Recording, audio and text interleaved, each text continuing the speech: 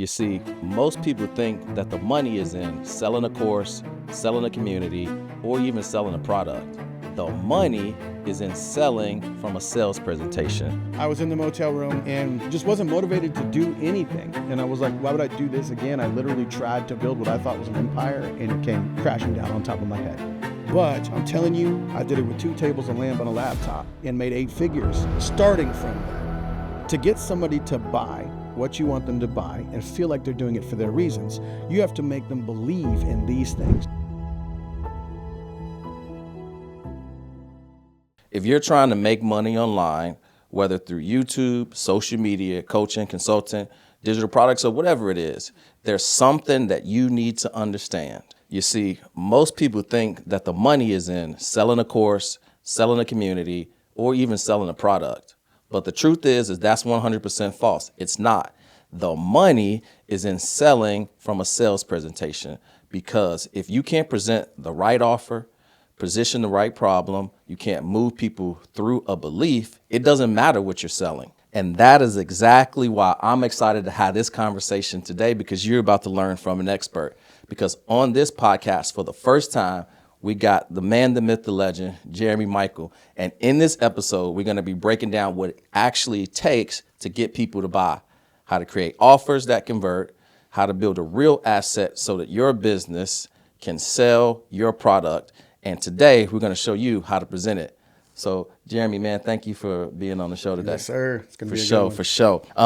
Why do most people, experts, coaches, or consultants, struggle to get their offer to convert? Well, 2 things, right? Their offer is not relatable to the audience or to their market, right? There are aspects or elements of offer creation that make it relatable, and we'll go into that in a little bit. But there's 2 things. Mainly, they don't have a message that can't be ignored, and they don't have an offer that can't be resisted, right? Those are the 2 main things. Okay, perfect. And so what's the most you've seen somebody make, or you made one of your clients, or you made off one presentation? Off a single presentation? Yes. In a day or in a month? In a day. In a day, 1.6. $1.6 million in a day, million dollars Yep. off one presentation in one day. Yes. Wow. Okay. So take me back, right? Because those numbers sound crazy. How did you learn this? Who's Jeremy Michael? And how did this all start to become an entrepreneur? So early in 2016, I started selling courses for the first time. And the way I transitioned into that was I was in the film industry. So I was freelancing, shooting music videos, TV commercials, stuff like that. And I was in Florida, in Tampa. I picked up a gig basically shooting ads for these guys, Jabril Agoro and Justin Varengia. Jabril Agoro is an old ads guy out of Columbia. He was teaching a lot of stuff back then, and Varengia was basically an e-com. And we shot some ads for him, right? And basically they went and ran those ads. A week later, I was like, how are the ads doing? They said, we've done 40K this week. And I said, I'm in the wrong business, right? I said, I don't need to be the guy behind the camera. I need to be the guy in front of the camera doing what they're doing. So I pivoted and I said, hey, I'll shoot your videos for free. Just teach me what you're doing, right? So back then they were doing Amazon drop shipping, and that was what they were doing, but they made more money with what they were teaching than what they were doing. So they explained that to me, and then I got into the world of running Facebook ads and basically creating information products to sell courses. Right. So what kind of business were they running, and what was the mechanism? Were they running a funnel? Were they running a webinar? What were they doing? Back then, Yeah. it was basically webinar funnel on lead pages. So that was pre-switch to ClickFunnels, Yes. and I used lead pages back in the day. So we were running webinar funnel lead pages. And funny story, right? I had a film company with Dan Henry. I don't know if you know who that is. Yes. But we were basically shooting music videos together. He had the way that worked is he had a lot of equipment. I was selling a lot of clients. We came together. We started shooting music videos because he was in commercial ads DJing and back stuff in like back that. in the day, he- right there. in music industry and then in film industry too. So we collabed on the film stuff, and we were shooting film industry stuff, and then made the pivot into courses, and he created Facebook ads for entrepreneurs first time. 997, and he just was ripping that, bro. Because I remember it probably was a little bit later, maybe like 2022 or something like that. He was in Quantum Mastermind, and I was in there too with Sam Ovens, and he had come to New York, and that was one of the reasons why I wanted to join, because he was in there, Daniel Leslie, Alex Becker, Iman Gaji came to that same one also. There was a ton of just like cool people, and being in that room, I just wanted to hear what they actually talked about in their business, because I knew Sam Ovens had everybody come on and tell where their business was revenue-wise, where they wanted to go, and the number one thing that they were struggling with. And I just remember Dan Henry was one of the top people in the industry at the time, and he was on stage at ClickFunnels. He was just everywhere. You know what I mean? Yeah, and it was funny when we built out Facebook Ads for Entrepreneurs. There was a hurricane that hit Florida, and I actually crashed at his house. I was sleeping on his couch for a couple of days, and he was working on webinar slides. I was working on course videos, and basically over 3 or 4 day span, we got everything together, and then he launched. Which, by the way, he did very, very well with that. Same thing. Started on lead pages, switched over to ClickFunnels. Right.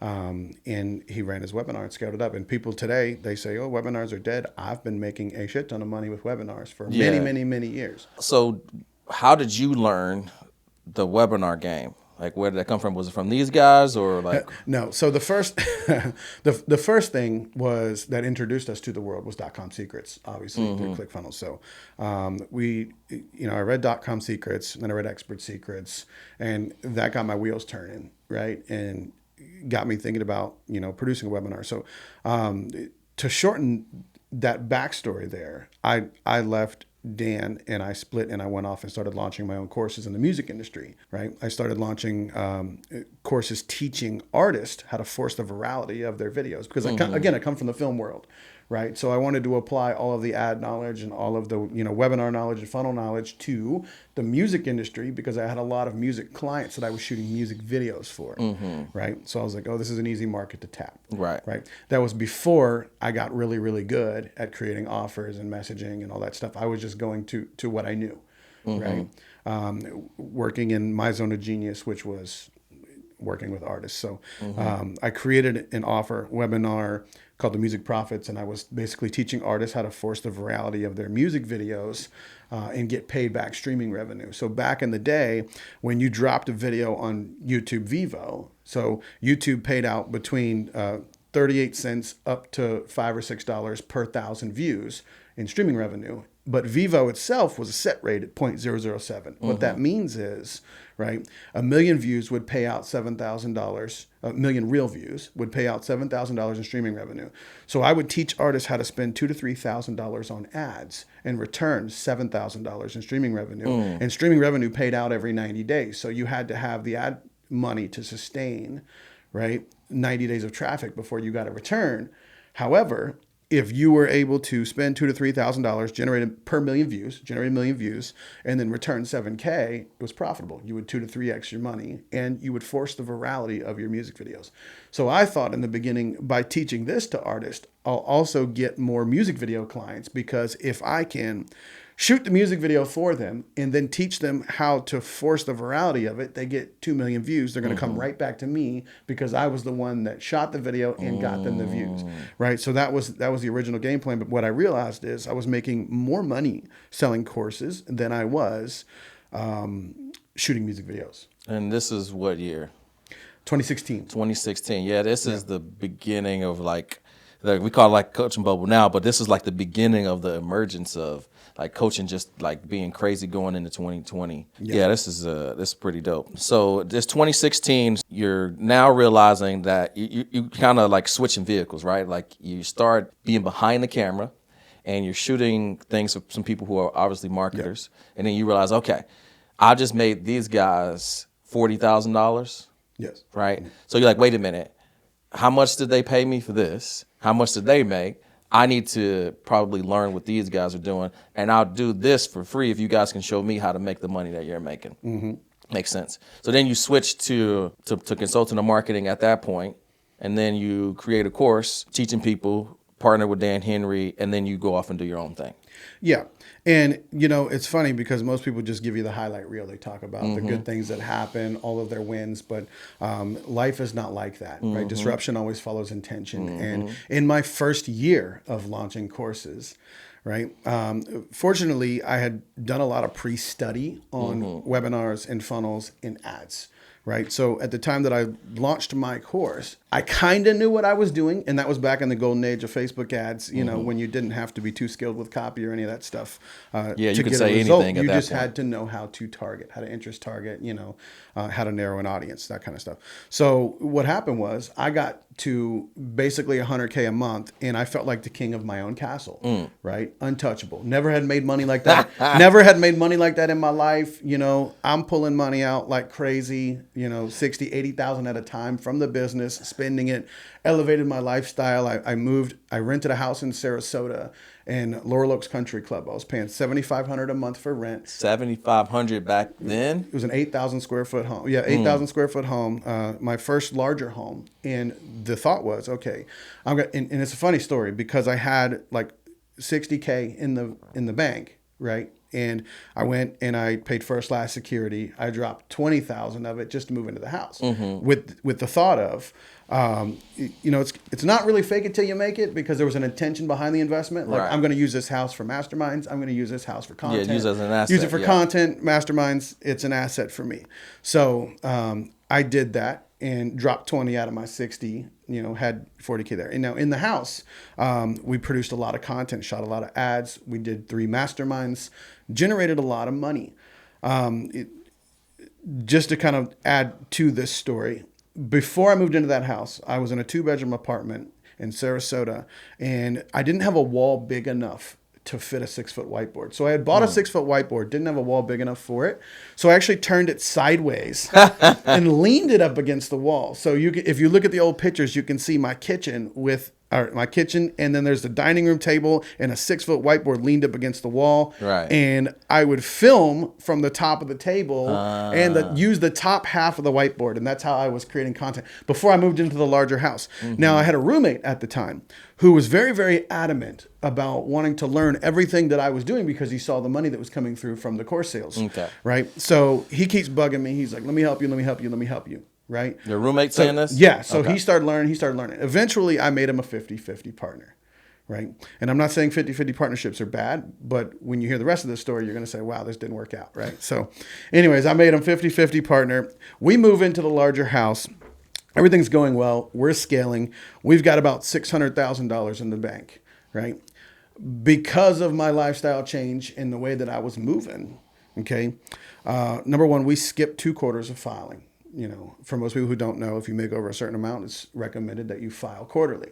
We skipped 2 quarters. I'm pulling out money and moving it like crazy. So I ended up getting audited by the IRS. They froze and levied my accounts, right? And it was levied for about a month. And in that time, I'm fighting a lot with my business partner, because he's blaming me for it, right? So here's what happens. We go a month, and this happened, by the way, when they froze the accounts. It happened about a week before I had to pay rent.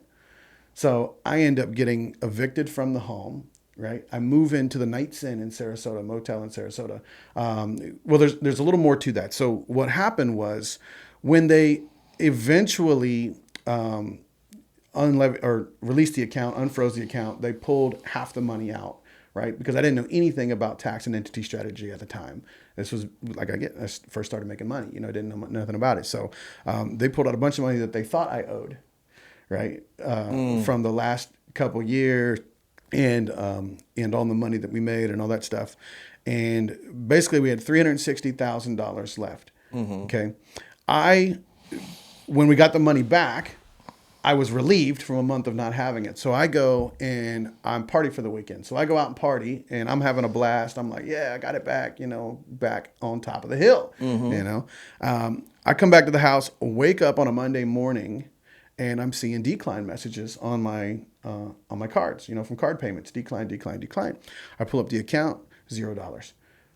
My partner had wired all the money out of the account to himself, left the house over the weekend, and disappeared. So Wow. when I woke up on a Monday morning, he was gone. The money was gone. And that was a week before I had to pay my rent. So I got evicted, moved into the Knights Inn, a motel, if you don't know what the Knights Inn is, in Sarasota, Florida. And for a month straight, I did nothing, right? I sat there eating snacks out of the vending machine, you know, whatever I could make, couple $100 here, couple $100 there, totally unmotivated. You know, if you've ever went through a time in your life where you were stressed out or depressed, you know that feeling of Yes. like you eat, you throw up what you eat, right? Couldn't keep it down. I was in the motel room and just wasn't motivated to do anything. And I was like, why would I do this again? I literally tried to build what I thought was an empire and it came crashing down on top of my head, right? So here's what happened. Florida is very hot, right? It gets very, very hot, very, very quick in the summertime. So this was July of 2017. So this is a year after I had launched my first course, got it to 100K a month. 2017, this happens. I'm in the motel room. The AC unit, the little one that they put down by the window, Yes. goes out, right? So I go to the Indian guy that owns the motel, and I say, "Can you fix my AC unit?" It was on a Saturday, and he said, "Oh yeah, buddy, no problem. I'll do it Monday." You know, I said, "But it's Saturday, and it's like 98 degrees Right. outside. It's hot, And bro. So I'm sweating in the room, and I said, "Can you move my rooms?" And he said, "We're all full." So I'm like, shit. So I go back. I'm sitting in the room sweating, and I turn the cold shower on, right? Because you get like that cold mist that kind of like comes out of the shower. And I was like jumping in and out of it a couple times, and I left it running so long that it kind of like dampened all the pillows, blankets, you know, in the room. And the guy actually came to the room and he yelled at me and he said, "Hey, you're running up my water bill. Water's going to cost more than what you're paying for the room. You know, don't leave the water running like that." And so I was sitting there and I got pissed off because I don't like to sweat. Right. I'm a little thinner now, but I was a bigger guy then, and bigger guys don't like to sweat. Right. So I get pissed off and I said, well, if I'm going to sit here and sweat, I might as well sweat out an offer and I might as well sweat out a funnel.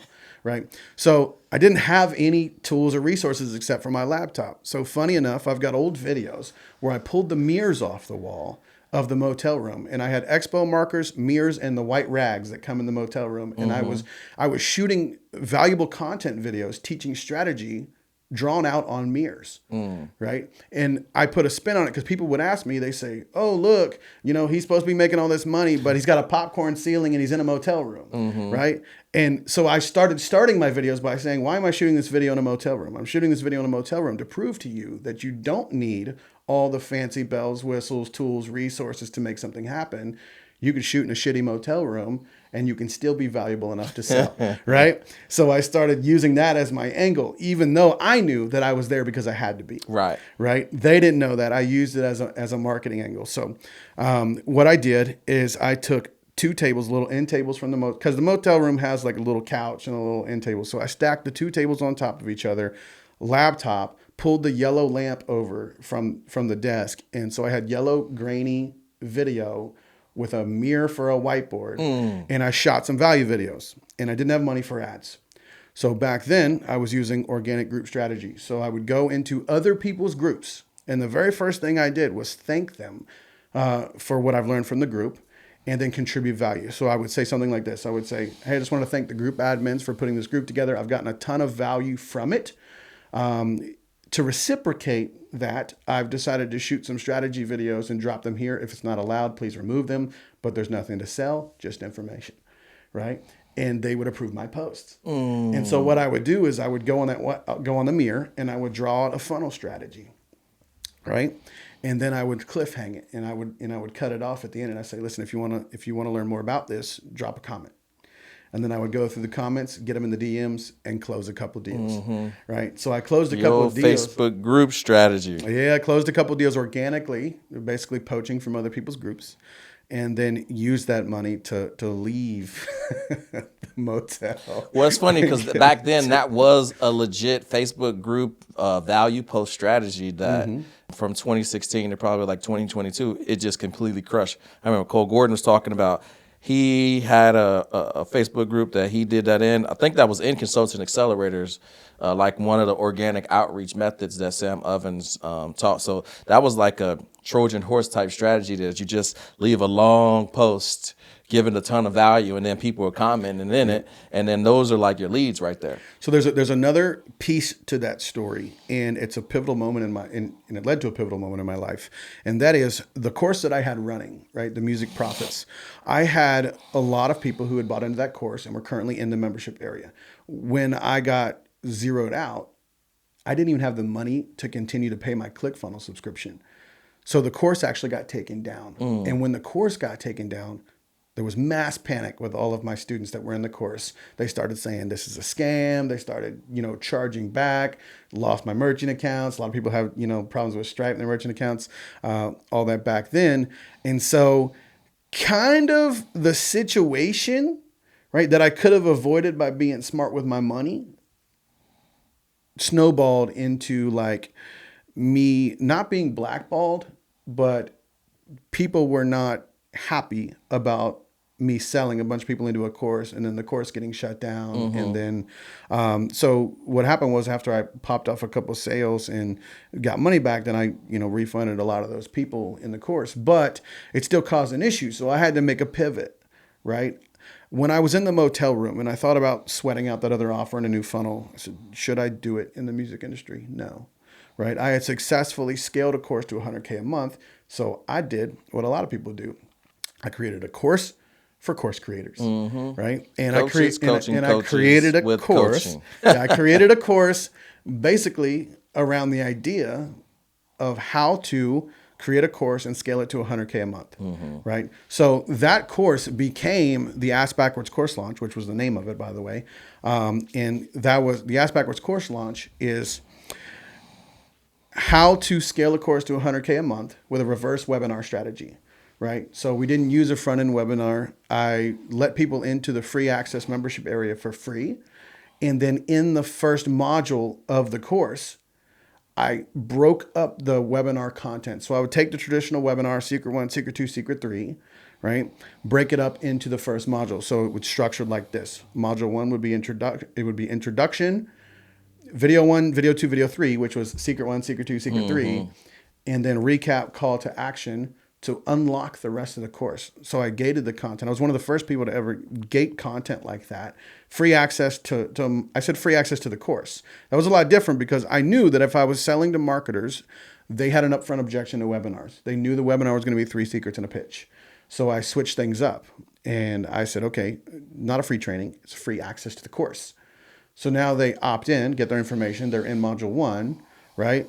They go through the content of the webinar, all the indoctrination, all the story, all that stuff, and then they're sold on unlock the rest of the course. And back then with ClickFunnels, you couldn't, if you locked a module, you couldn't see what was inside of it. And I wanted people to see what was inside of it. So what I did is I duplicated the membership areas. I had one locked membership and one unlocked membership fully, just so I could show them module 2, module 3, module 4, module 5, and the titles of the lessons. Right, as marketing material, yeah. So they would have module 1 unlocked with videos. They could see the titles of all the other modules, and that enticed them. You make the titles good. It's like, yes, I need to learn that. So I'll pay to unlock the course, right? So that's how I sold courses with the Ask Backwards course launch. That idea started in the motel room. So I started building out the Ask Backwards course funnel and teaching it from the motel room with yellow grainy video.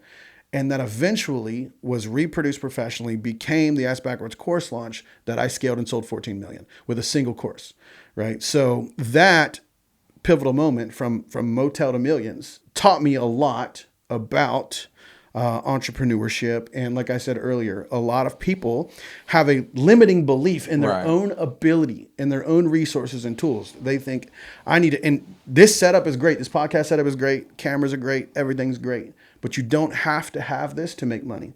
Right. You don't have to have all of this dialed in to make money. And I know a lot of the content guys will kill me for saying that because they're all about, they want content to look crisp and clean and professional. But I'm telling you, I did it with 2 tables, a lamp, and a laptop, right? And made 8 figures starting from that, right? I'm not saying to stay like that. I'm saying starting from that, But that was like one of those things where like Russell talks about, if you lost everything today, what would you do in 30 days to get it all back? I literally had that experience in my life.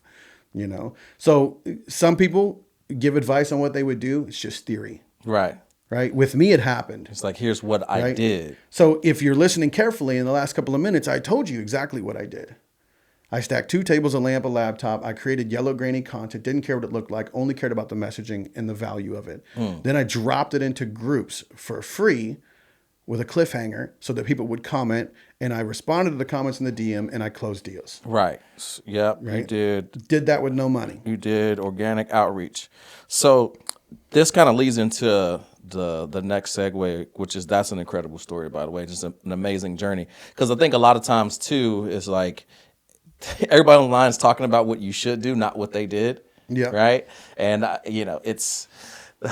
I was just watching a video from Neil Dingra, and he was talking about the tactical step 1, step 2, step 3 thing. Is like, you're kind of getting commoditized with that part of content in regards to, people can chat GPT that, but it's like, what are the other things that can make you memorable, which is the principles, showing the work that you do, and kind of changing somebody's perception and things. And I think like that story right there can kind of change people's perception, because that isn't just the here's what you should do to make 100K in 30 days. It's like, here's how I did it in 30 days. So if somebody's watching this and they're like, all right, cool, that sounds great, but here I'm an expert. Maybe I'm working a corporate job, or I just launched my offer, and I think it's maybe it's too late to start. They maybe feel like they missed the wave. Maybe they don't know why their content's not performing well. Maybe they're trying to wait until it's perfect, right? These are the things that they're going through, or they don't know their audience or their messaging just yet, right? Or they may not have a proven system. Like, where should somebody start as the invisible expert? What's the first thing that they need to do? Is it pick a niche? Is it create an offer? Is it buy a course? Is it, create a YouTube channel, Instagram? If I just want to start my business, I want to go from invisible to an expert, show up online. What's the first thing I need to do? Well, number one, you have to understand that, and everybody says this, money is made when problems are solved. So if you're an expert in an area that solves a problem for somebody, it would be smart for you to start creating content around the problem that you solve, or your solution, right? For that matter. Now, when I talk about creating content, that does matter, but not as much as understanding your market and your message, and understanding the who you are selling to, right? There's a way that I break that down, because I look at not demographics. Most people say, who do you sell to? They say male, female, 25 to 50, that have this problem, right? It's okay to identify problems, but here's how I do it. Those are demographics. What you need to look at when you are trying to sell somebody or create a message that's going to attract the right person, repel everybody else, is the psychographics. So there's a difference here. Demographics, psychographics, right? Psychographics are their likes, interests, behavior, opinions, attitudes, beliefs, pain points, problems, obstacles, pain, and desire, right? So I spend the time to brainstorm or map out all of this stuff before I ever start writing a piece of copy or trying to create a piece of my offer, right? And most people don't do that. They just say, I think that the people in this niche will want this, Right. right? And the problem with I think is it's not what they think. Right. So when you create an offer that sounds good to you, but does not relate to them, then you're creating resistance, Right. right? So can you give me an example? So for example, like, an expert, coach, or consultant, and I'm looking to help experts, coaches, and consultants that are trying to get started, right? They're on a journey. They have expertise, skills. They've been doing something for 20 years, and they see all these young people with half the experience of them making money online. Like, what's an example of using instead of the demographics, a psychographic to reach that market based on what I just said?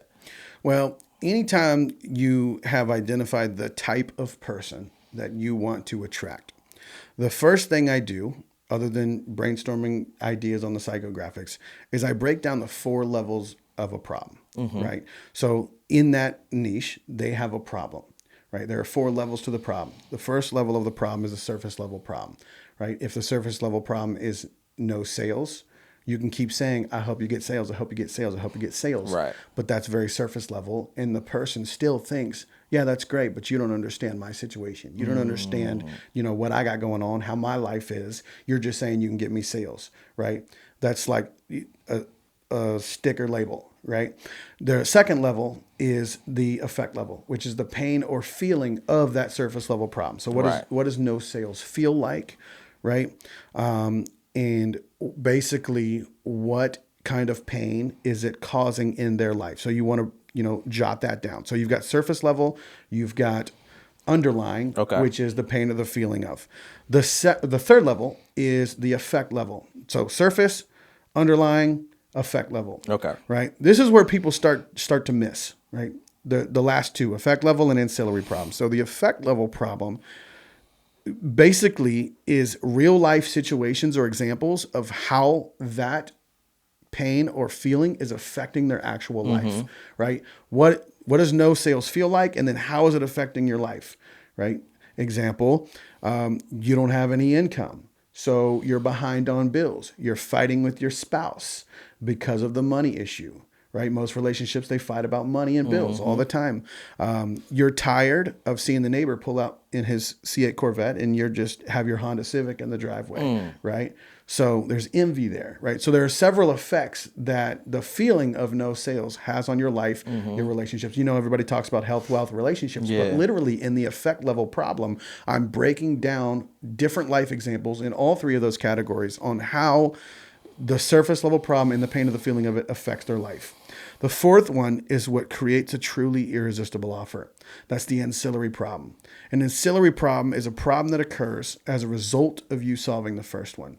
I use the example all the time of a vehicle. If your problem is transportation and you go buy a car, it solves the transportation problem. However, now you have an issue with gas, tires, oil changes. For that reason, they sell you a maintenance plan, right? Or a warranty.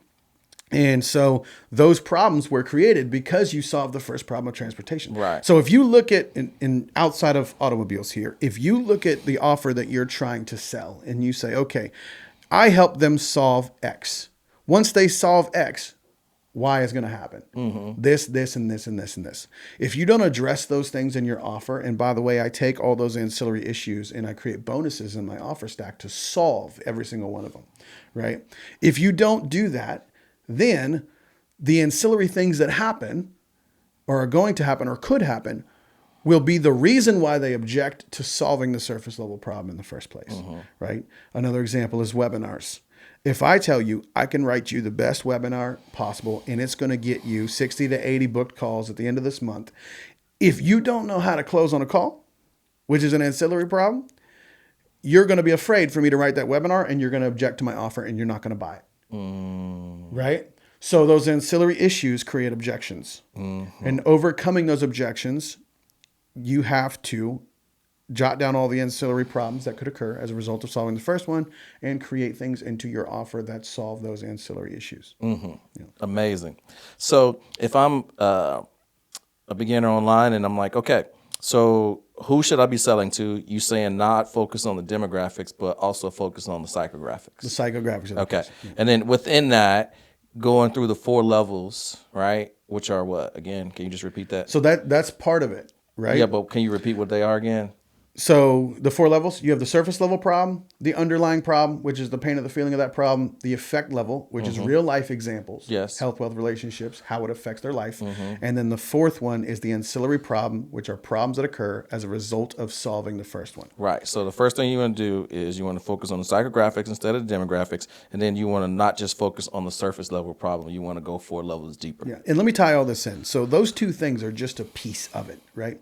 To get somebody to buy what you want them to buy and feel like they're doing it for their reasons, you have to make them believe in these things. You have to make them believe in the cause, the person, the problem, the process, the opportunity, the outcome, and the offer. And to make that easy to understand, I use an acronym C3PO, like the robot from Star Wars, right? Robots are programmable. If you want to program somebody subconsciously to believe what you believe, to buy what you want them to buy and feel like they're doing it for their reasons, then you have to create the belief chain, which is C, 3 P's and 3 O's. Cause, person, problem, process, opportunity, outcome, and offer. They have to believe in those things. The psychographics is a principle, like identifying psychographics is a principle that's used to assist you in getting them to believe in the person, which is you, right? The reason why is after you've identified the psychographics and you start to tell your story and craft your message, nobody cares about your story unless it relates to their story and they can put themselves in your shoes. And the outcome that you got is the outcome that they want to get. That's the only time that somebody cares about your story. So you have to identify their likes, interests, behavior, opinions, attitudes, beliefs, pain, problem, obstacle, and desire to write that into your story and your messaging so that by the end of it, what you're saying is so relatable to who they are that them objecting your offer is them objecting themselves. Nice. Once you get to that, what's the next step? It's like, okay, what should you actually be selling then once you figure that out?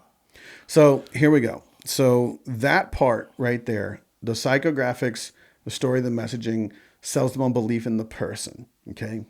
The origin story, rather.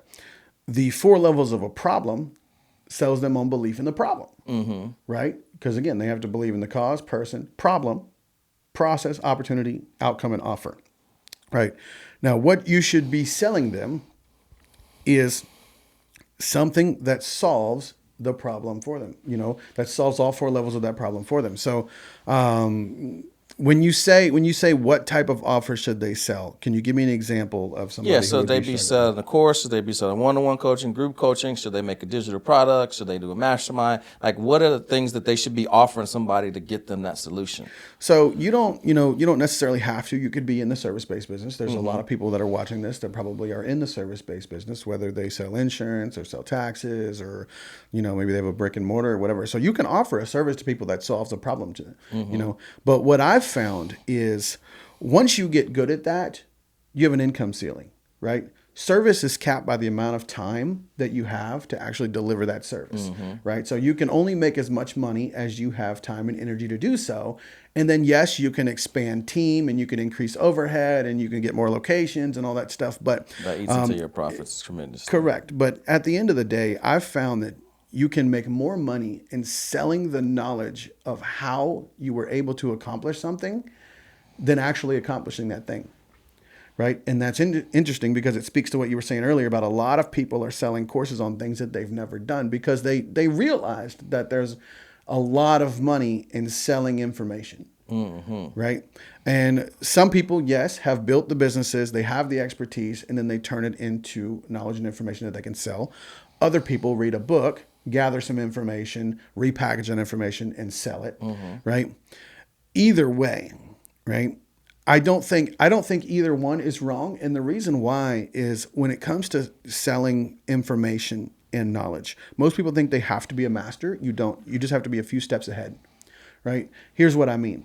Everything that I have learned over the years that I have taught and I have sold, other than what I've collected from my personal experience, can be found for free online somewhere, right? You can go on YouTube and do months and months and months of research, and you can find maybe not the exact same thing I sell because I do create unique methods, but similar principle. So you have tactic, strategy, principle, and essence. And most of the tactics and strategies are based on principles that can be found for free everywhere online, right? But most people don't want to spend the time going through, looking for all the stuff. We live in a microwave economy. Yeah. Everybody wants everything fast, right? So when you collect all this or have all this information in your head and you package it into knowledge and information in the form of a course or in the form of a group coaching program, or on a training, and you sell that, right? It does what? It shortens their result window because they don't have to go look and learn now. Right. Right. And you said that is tactical, strategy, principle, essence. Tactic, strategy, principle, and essence. Right. And most people in the game right now are making a little bit of money just throwing out tactics. Yeah. They're like,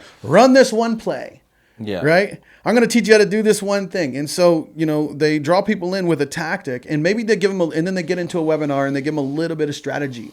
But most people skip on the principles, right? Yeah. The principal reasons why those strategies work and those tactics are in place to begin with. And here's what happens.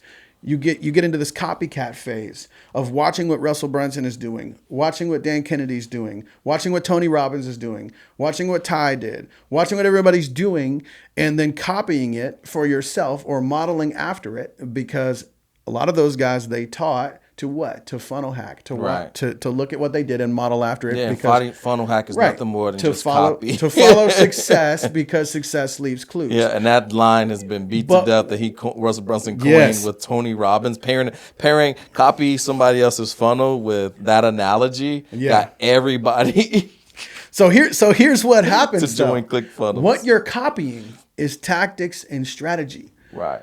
But they're not teaching you the underlying principle in their presentations. So you're copying tactic and strategy, and it might work for you for a little bit, but because you don't understand the principal reason why, right, on a foundational level, you cannot recreate that strategy. You can only copy it, right? So you keep copying, watching what everybody else is doing, modeling after it, but you can never create something unique to yourself, right? And on a principle level, right? It's Ralph Waldo Emerson said this. He said, the height of the pinnacle is determined by the depth of the foundation, right? For you to have foundational knowledge on a principle level, you have to do study on your own. You have to go deeper. You have to look at the source of information, right? Oftentimes I look at the source of the information that's given to me. You know, I don't want to name drop a lot of people, but there's a guy who basically teaches a process in the sales industry of guided and skilled questions. Right, he has a black book and he teaches guided and skilled questions that are neurological questions that basically help people sell. But those exact questions that he teaches, right, NPQ. in sales, NEPQ, yep, is based on Socratic selling. So Socratic Selling is a book from the 80s, right, that teaches the exact same thing. And if you go through the book chapters, you'll see word for word, same questions structured the same way, right? Problem awareness, situation awareness, discovery, dream awareness, consequence awareness, all those stages are in the book Socratic Selling. And he did a very, very good job of taking those old sales principles, repackaging it into new method, branding it, selling it, and scaling it, and has made a lot of money doing that, right?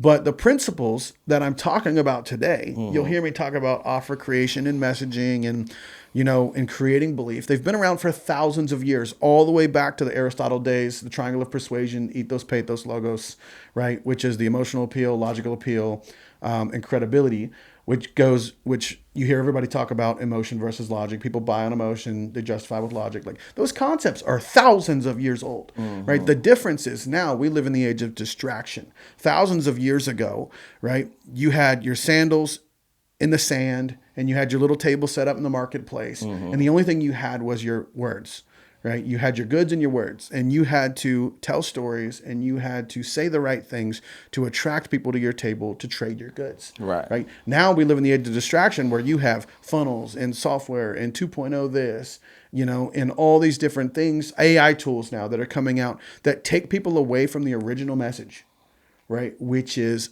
understand the principles so that you can create the right message, the right offer, and attract the right people, right? And it's not this new funnel software that's going to do it. It's not this AI that's going to do it. It's not that unless you take the time to train your ChatGPT or your Claude on the principles. Okay? You take the time to train it on the principles, now it'll work for you. But it's not the next thing that comes out that's going to do it for you. It's having a strong foundation in understanding the principles. Essence, so when I talk about tactic, strategy, principle, essence is the spiritual reason and moral reason why you do it. Right? So you have to have a strong why for motivating yourself, right? And I can talk about the 4 levels of motivation in a second, but you have to have a strong reason to motivate yourself, because otherwise you won't. If I was in that motel room and I sat there and I never found a way to motivate myself, I'd still be in the motel room eating snacks, getting high, and chilling on the bed, right? Like, that's comfortable. Well, it's not really comfortable being in a motel room, but it's comfortable to do nothing. Right? It's comfortable to coast until you start getting that pressure of bills, of family, Right. of kids, of all that stuff.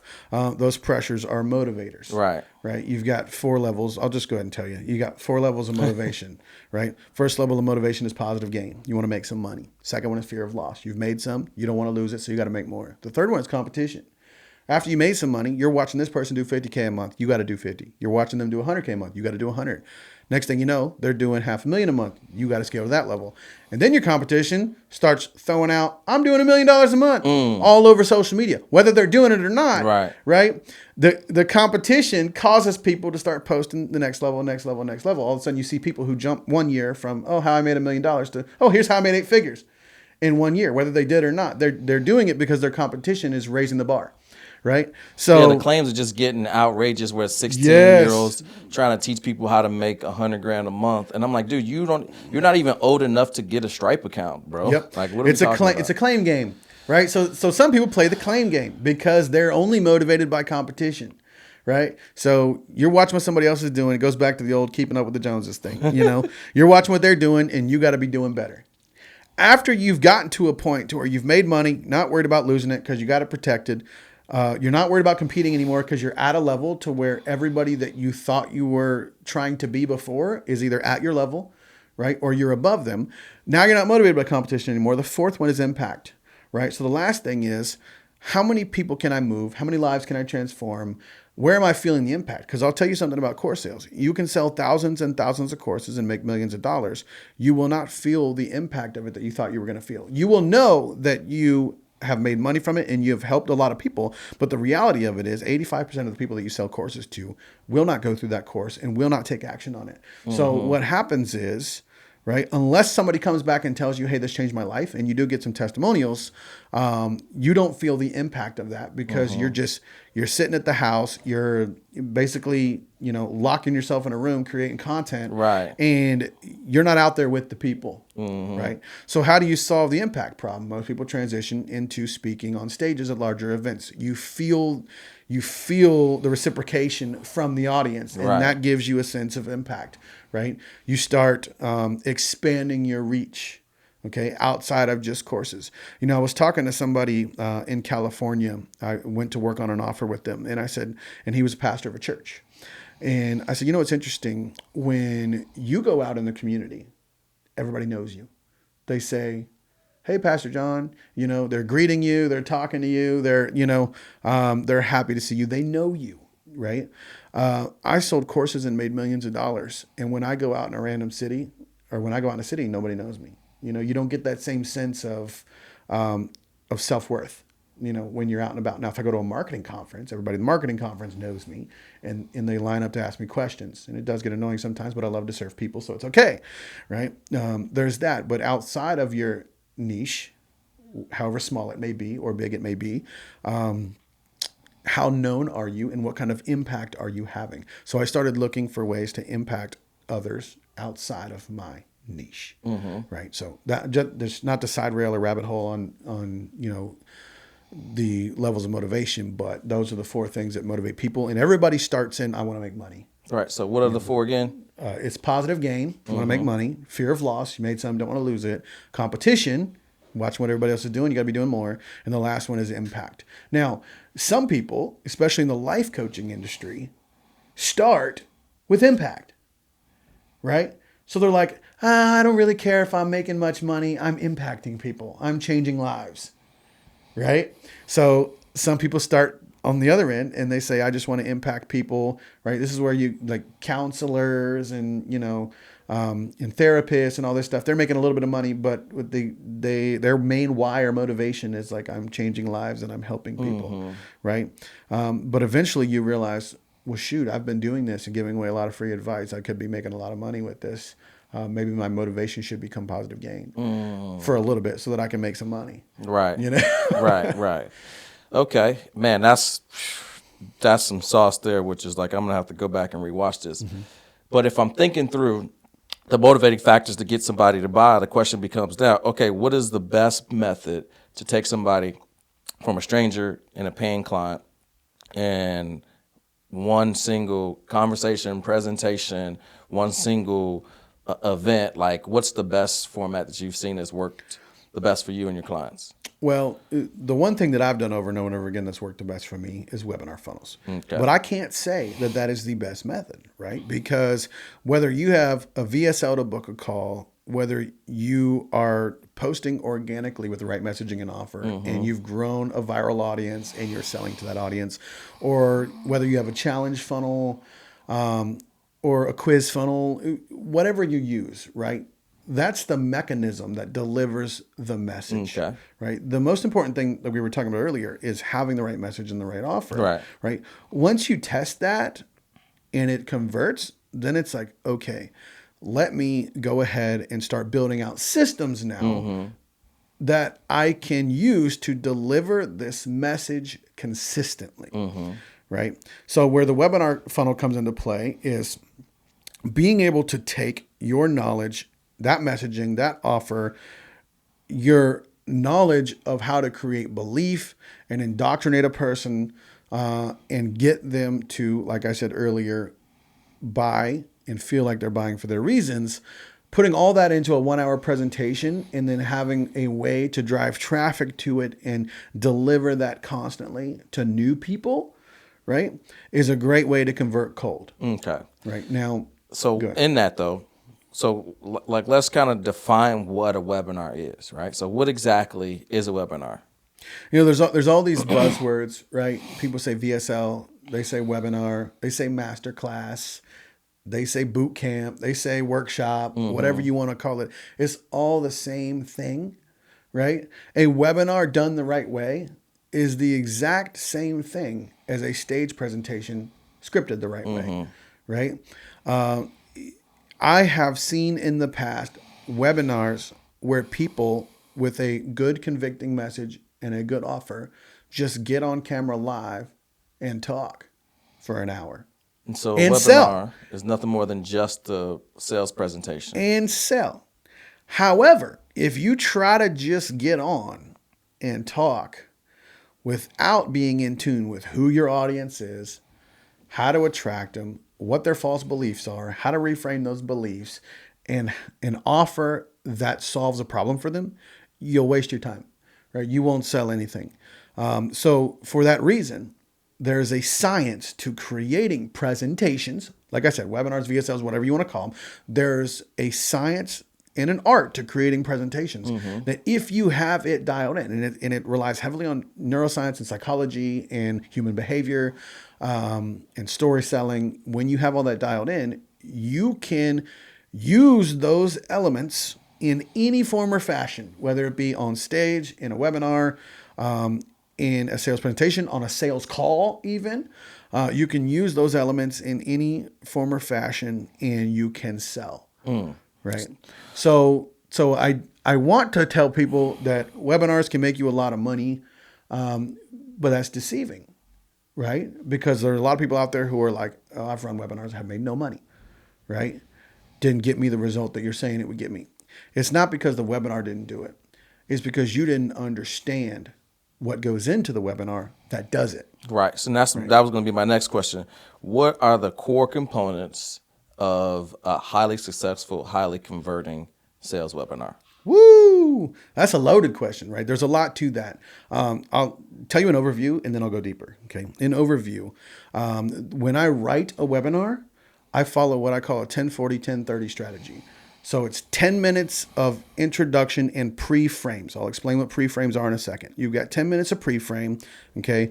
30 minutes of content, but that 30 minutes of content is not about you teaching them the how, right? It's about the what, the why, and the when, not the how. You save the how for the offer, right? The how is how they execute, right? Their execution of it, and the vehicle, which is the offer. So it's the what, why, and the when in the content. And the entire 30 minutes of content should be taught in the form of story and valuable points that reframe the internal and external false beliefs that they have toward your process or your unique method, that thing that you've created that you're selling them. And I'll talk a minute about unique methods and why they matter. But you have the 10 minutes of pre-frame, 30 minutes of valuable content. So to really understand that, you have to know what value means, right? Back in the 1800s, value was defined by the amount of time and effort it took to produce something, right? Back in the factory era, like labor, time, effort that it took to produce something would determine the value. In the early 1900s, Adam Smith released a theory of value that changed things, right? The theory of value stated that value was defined by how the audience or the buyer perceives the positive effect that you have on their life or in their business. So value becomes utility, it's usefulness, right? It's no longer time, labor, effort, it's usefulness and how this thing is actually useful to me. So what you're doing, right, when I say 30 minutes of valuable content, is you are making them believe in the usefulness of the process, not teaching them the process, right? So you're going through, whether it's secret 1, secret 2, secret 3, key 1, key 2, key 3, pillar 1, pillar 2, pillar 3, right? Whatever you're using there, the purpose is not to teach them the actual process. It's to get them to believe in your method, right? And with that, you have to go through everything internal and external, identify their false beliefs and reframe them. Is that valuable to them? Absolutely. Because when you talk about giving somebody an aha moment, it's not like, oh, you taught me this thing and it's amazing. The aha moment is, I just had a realization on this presentation, right? I just realized that I was thinking about things the wrong way, and now I'm thinking about them the right way, which is going to allow me to execute, right?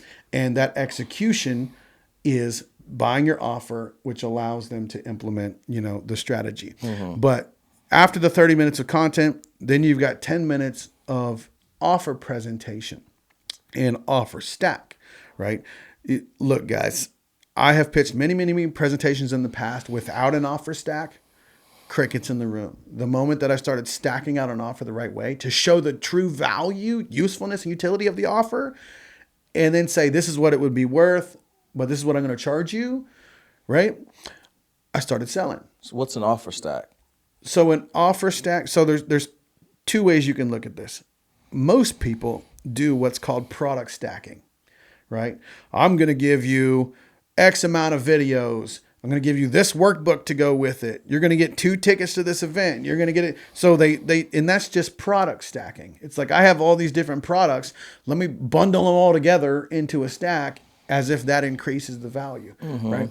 But maybe you're out there and you're saying, I don't have all these books. I don't have a course created. I don't have all these extra things. And you just have one offer, right? Or one group coaching program. You have to do what's called value stacking, which is a different type of offer stack. A value stack takes everything that you've taught in the content, secret 1, secret 2, secret 3, right? The first thing in your offer stack is a solution to secret 1, right? Then you go through and you look at ancillary problems. So maybe the second thing in your offer stack solves one of the ancillary problems. Third thing in your offer stack is a solution to secret 2, right? And the fourth thing, solution to secret 4, or secret 3, sorry. And then I also include in the offer stack the delivery mechanism. How is it delivered to you?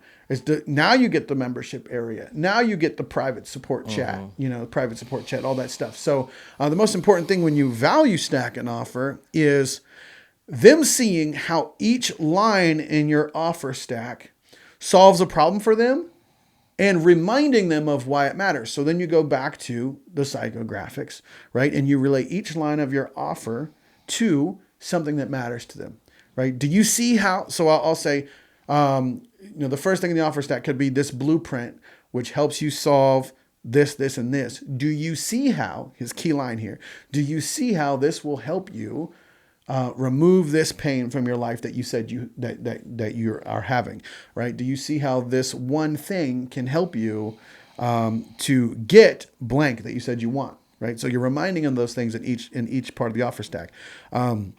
The most important thing is that you, one, deliver them in the offer everything that they would need to accomplish what you're telling them they can accomplish. And that goes back to original offer structure, like there are two types of offers. And I know I didn't say this before. I'm going to say it now. There are two types of offers. You have improvement offers and transformational offers. An improvement offer says, I'm going to help you get more of something, right? I'm going to help you make more sales. I'm going to help you lose more weight, right? That's an improvement offer. Transformational offers have a clearly defined outcome, right? What we call a QER, quantifiable end result.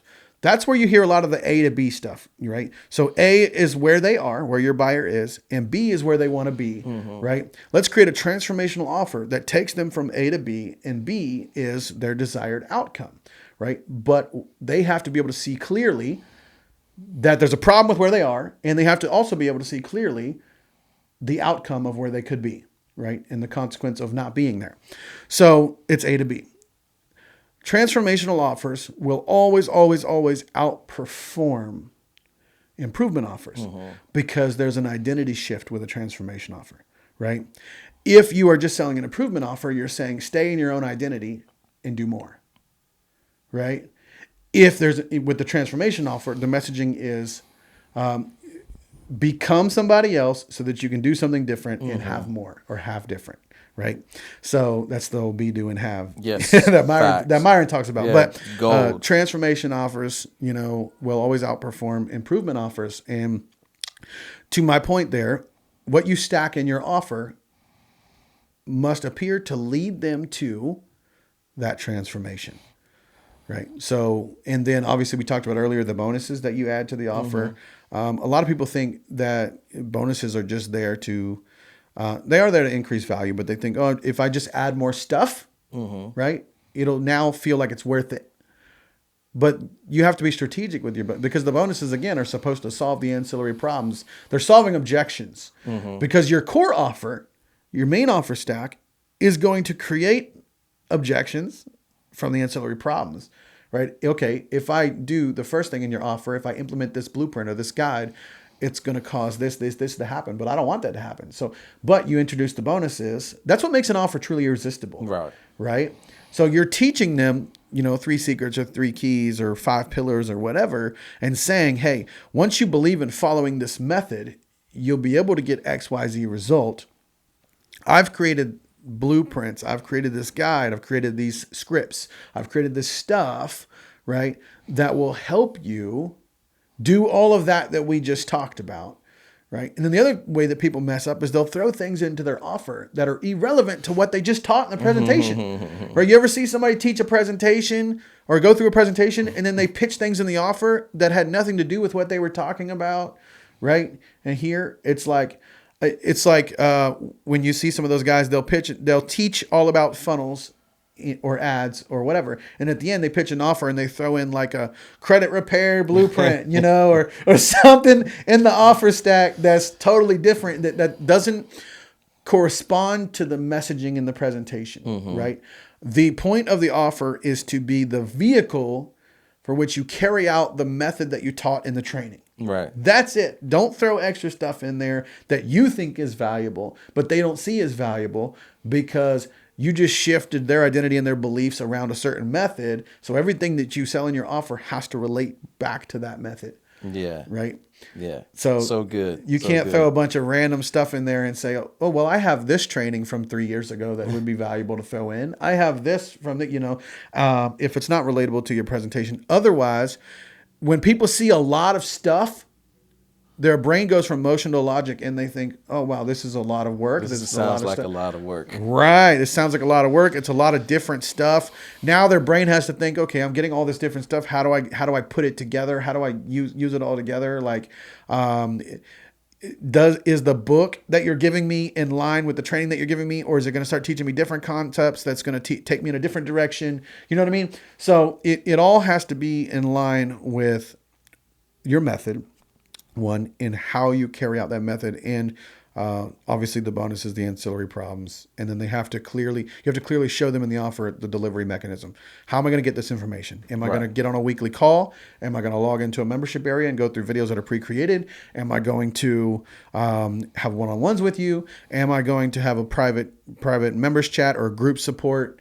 How are you going to deliver it? So typically in the first part of the offer stack, okay, each line of the offer stack in the beginning solves the method, right? Or allows you to implement the method. And then you have delivery mechanism. And then you have ancillary bonus, right? So And that's the offer stack. That's how I stack out an offer. Okay. Right. And then typically the top thing or the very first thing I show them in the offer is equal to the value of the entire offer, if not more. Right. And everything kind of So the very first thing, I say the first thing I'm going to give you is this, and this has a value of, $3,000. Right. And then I say the second thing I'm going to give you this has a value of 1,000. Third thing, a value of 300, and I go through and I stack the value along with the things in my offer stack. And if they see, well, wow, just the very first thing is worth the value of the entire offer, then everything else becomes added value. Right. Right. So I tell people all the time, it's important for me to know that the first thing you're giving me is worth the money. Right. First of all, and then everything else you're giving me makes the offer worth more than the money. Right. Okay. And so that's the offer stack. So what are the other components of the webinar? Doing a webinar. So we're going back to the webinar. Okay. So we got because I didn't complete it. We went 10, 40, 10, 30.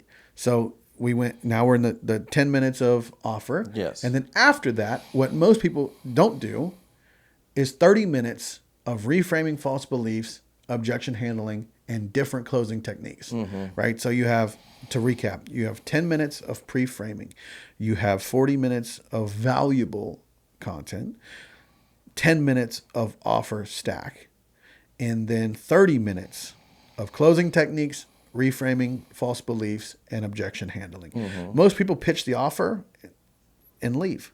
Get off They pitch the offer and say, okay, all right, guys. Catch the replay. Yeah. Right? Your webinar presentation is not done at the offer point. I like to joke all the time and say, when you pitch the offer for the first time, that's when the webinar starts. Yes. Right? Like when you pitch the offer, you have to go for another 30 minutes because as soon as you introduce that offer, right?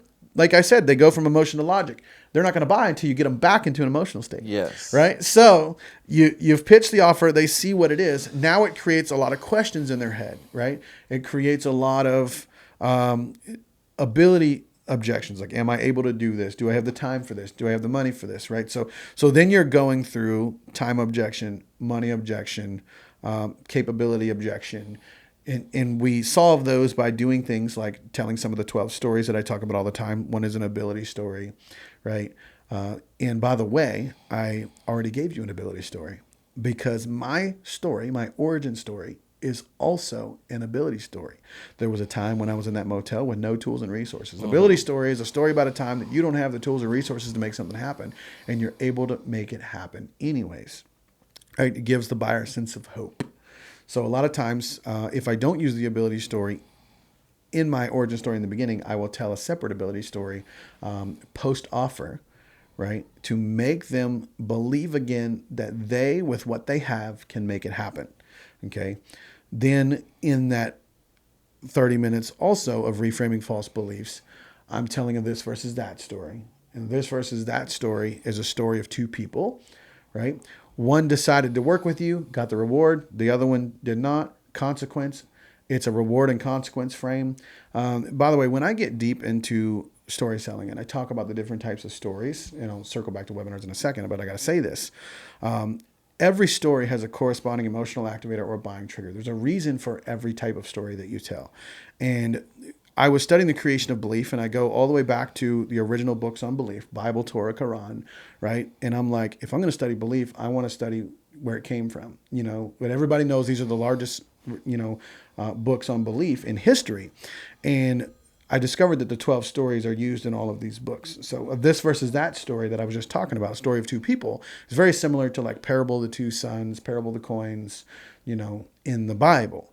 Right? The reason that story is so effective is because it communicates that let's say you got two people, Mark and John. Mark did the right thing. He worked with you. He got the reward. John did not. Consequence. At the end of that story, you say, let me ask you a question. Which type of person would you rather be, a Mark or a John? Right? If you'd rather be a Mark, then you're accepting that you would rather win and want the reward. Nobody psychologically wants to be the guy who lost. So they don't want to be a John. right? They want to be a Mark. So you say, okay, which type of person would you rather be, Mark or John? They say Mark. And then I transition immediately into more testimonials. And I say, let me show you some other people who chose to be a Mark, right? Testimonial, testimonial, testimonial. So that speaks to another point. I don't just throw out random testimonials. I pre-frame my testimonials with story. So if I tell that story, this versus that story, and I say, Mark got the reward, John consequence, you want to be a Mark, here's some people who chose to be a Mark. Now it gives reason for showing, the testimonials, and it doesn't come off like you're just, dropping numbers and bragging, right? So there's, this versus that story, ability story. Then you've got regret story that I tell all the time in the last 30 minutes. A regret story creates urgency, but a regret story is a story about a time that you had the opportunity to do something and you didn't do it. But here's the key. As a result, you had to watch somebody close to you do it and win. So there's a communication of envy, right? It's like, how many people know somebody dumber than you making more money than you, right? So then you say, when you relate it back to somebody close to them that did it and won, like if I tell a Bitcoin story about how I didn't invest in Bitcoin, but my brother did, and Bitcoin popped off and he made $100,000. Now I'm kicking myself in the ass saying, why'd I let him do it? And I didn't do it, right? So after I tell a regret story about a time that I regret not doing something, watch somebody else do it and win, right? Then I say, I tell you that story so that you understand that I know what regret feels like. And then here's the key. I don't want you to watch everybody else on this call take action and win. And as a matter of fact, I want you guys to go ahead and do this. I want you to look at everybody on this webinar. If it's a live webinar, look at everybody on this training, pay attention to their names, look them up, follow them on Facebook, follow them on Instagram, because a number of them are going to take me up on this offer and they're going to implement and they're going to win. And you're going to see their wins posted on social media. I want you to watch them win, right? Because at that moment, 5-6 months from now, you're going to think back to this call of when you first followed them and ask yourself, why didn't I do what they did when I had the opportunity to do it, right? So I tell people to do that on webinars. It's the same thing as like the old Pied Piper close, on stage. If you're in a room and you're speaking on a stage and you say, anybody interested in this offer, go ahead and stand up with me and follow me out of the room, right? The people who stand up and go out of the room, now everybody else sitting in the room is like, I wonder what they're saying on the other side of that door, right? Why didn't I get up and go in there? And you'll see people like trickle in. They'll get up and go in there because they're like, what's being said on the other side of that door? But they also don't want to feel left out, or they don't want to feel like the guy next to them has an advantage over them, right? They don't want to feel like their neighbor has an advantage. They don't want to feel like their brother or sister or anybody has an advantage over them. They want the advantage. Right? So by you telling a regret story, you're communicating envy, about a time when you had the opportunity to have the advantage, and you let somebody else take the advantage. Right? So I say all the time, if you're not winning, somebody else is winning. Right? And if you're not doing anything, you're just allowing them to get ahead. And if you're losing, you're definitely allowing, making it easier for them to win, because to have a winner, you got to have a loser, right? So you can either be the winner or you can be the loser.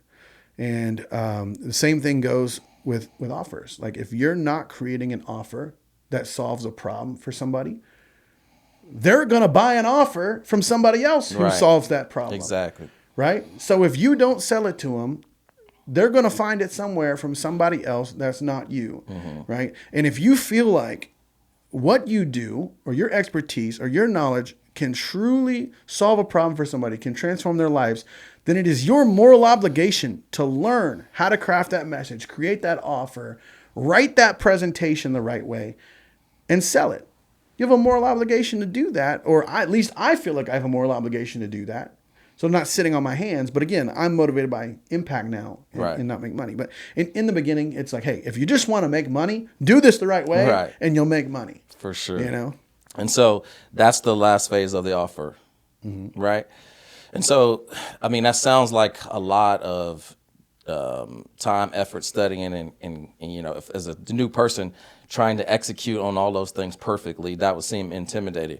So if you could go back, right, to tell you, because the best part and the scariest part about being an entrepreneur is kind of doing it with like uncertainty or like not having it all proven out and having it mastered, right? Because we taught in school, we need to be so prepared for the test, right? And that gives people anxiety. It's like, this seems like too much to try to attempt to start.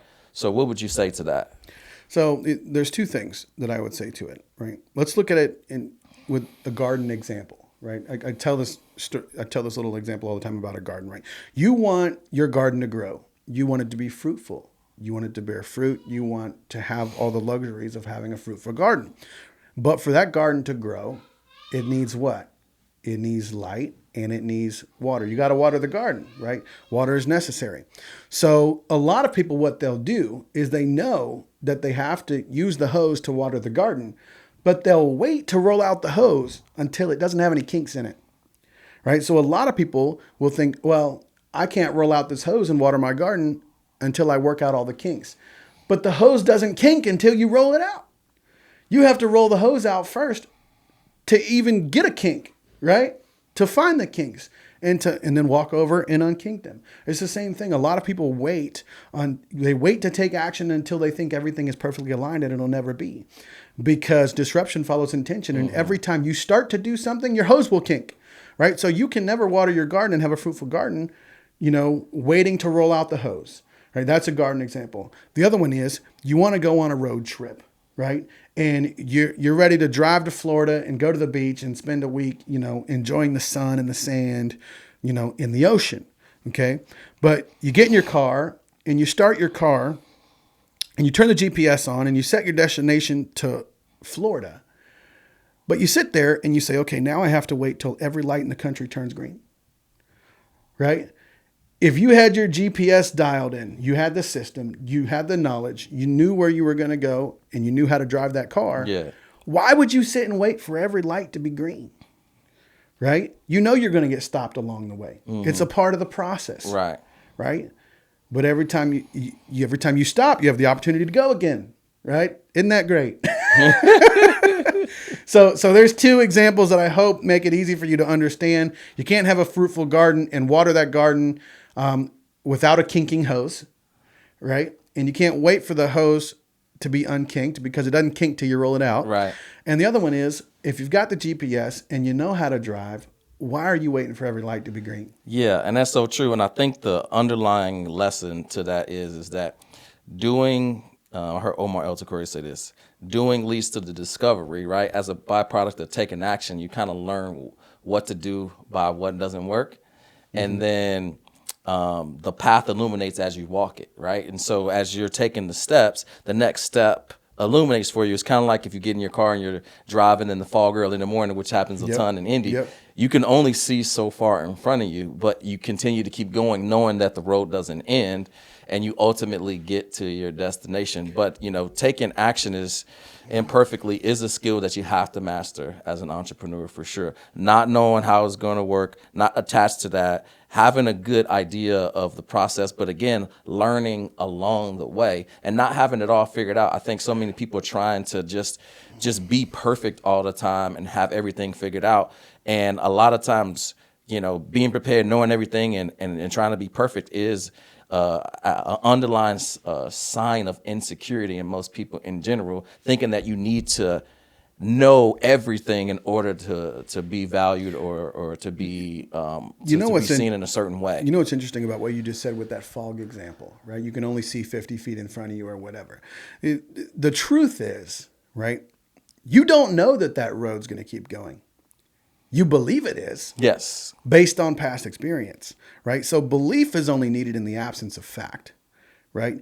If you knew it all to be fact, you would do it, right? So the problem is not the facts. The problem is you don't believe in your ability to do it. You don't believe in the outcome. Right. You don't believe in the person teaching you to do it. So then it goes back to all the beliefs again, the belief chain, right? It is 100% belief, because Some people would be like, it's foggy. I can't see what's up there. I'm worried that there might be something in the road. I'm worried that the road might end. I'm worried that I'm going to stop the car and wait for the fog to go away. Right. There are some people who are like that, believe it or not. But for most people, they've driven those roads before. They've driven roads before. They know that roads do not just abruptly stop, or they believe that. And so they believe in their ability to keep driving through that fog. Yeah, Right? for sure. So it's the story that you tell yourself that allows you to carry out the mission. Right? There are two types of stories. There's the stories you tell others and the stories you tell yourself. And believe it or not, you could have the stories you tell others completely dialed in, but be off on the story that you tell yourself and still never get anything done. Yeah, that's so true. And my mentor, Sam Ovens, said, I always said, believe in your ability to figure it out. And like, if you just go with that path, like over time, you will. If you're really serious about what you're doing, like you can figure it out with all the information that we have. It just takes the effort, attention, detail, and focusing long enough that the examples will happen. I remember the first time I was doing advertising for somebody. Like I didn't know how it was going to work out. Somebody paid me $2,000 to manage their account for a little bit. I did the research. I created the creatives. I set it all up perfectly. The first day it didn't work. Second day it didn't work. Third day it didn't work. And on that fourth day, a lead came in. Yep. Right, and that was everything. And so taking imperfect action is one of the keys, but also believing in your ability to figure it out. And understanding this, that all work works. There's the work you do on it and the work it does on you. Yeah. Right? Most people get angry because the work they do on it doesn't give them the result that they want, but they didn't see the work that it did on them. That's eventually going to get them what they want. Yeah, so good. Well, Jeremy, this has by far been a masterclass. We could have sold this one for $10,000 for sure. You gave away all the sauce, all the gems. And it's funny because I feel like I skipped around and didn't go as deep as I was going to go. You know? Well, you was way down in that bag. You reached over and pulled out some gems. But if anybody's watching this, the expert coach consultant, and they're looking about launching their next offer online, and they just want to do a little bit more research, want to follow you online, see some more of your principles, and just watch some more of your stuff to kind of get to know a little bit more about your expertise, where can they find you? Yeah, I put a lot of stuff on my Instagram. I would go there. I drop a lot of content on there. Go to @HoosierMarketingGuy. So @HoosierMarketingGuy on Instagram. And then from there, you can kind of see what I'm about, what I teach, what I do.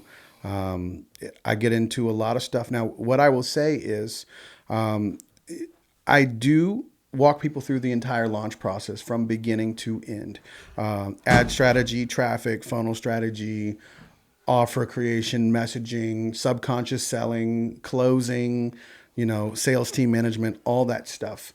But I would encourage you, don't just look at one reel or one piece of content and think that that is going to be the key or the answer for you. Like when I look at other people in the space and I study them, I go through like as much of their content that I can absorb. And then I'm like, okay, how do these pieces all fit together? You'll notice with some of the stuff that I talked about here today, it's like methods within methods, right? Like everything relates to everything that I was talking about, right? The psychographics relates to the messaging. The 4 levels of a problem relates to the messaging, right?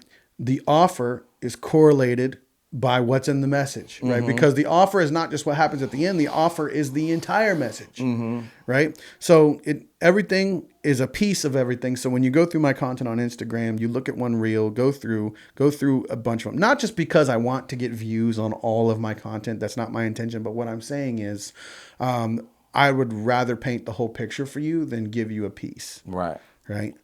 And so there's a lot of that there. And if you want to shoot me a DM, you can.